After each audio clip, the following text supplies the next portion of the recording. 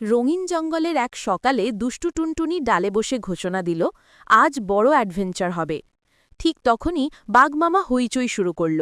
তার প্রিয় মধুর কলস হারিয়েছে। বানর লাফাতে লাফাতে বলল, সে কিছু জানে না। হাতির বাচ্চা গোসল করতে করতে কেঁপে উঠল, জানেই না কিছু।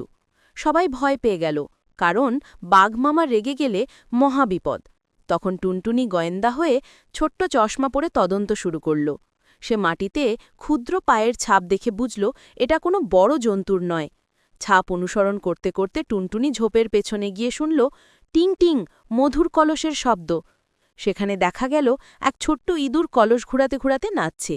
ইঁদুর লজ্জা পেয়ে বলল, আমি ভেবেছিলাম সবার সঙ্গে মধু ভাগ করে নিলে সবাই আমাকে ভালোবাসবে, তাই ভয় পেয়ে চুরি করেছি। টুনটুনি নরমভাবে বলল, ভুল করলে ভয় পাওয়া ঠিক না, সত্যি বললে সবাই সাহায্য করবে। বাঘমামা হাসতে হাসতে ইঁদুরকে ক্ষমা করল আর বলল, চলো সবাই মিলে মধু খাই।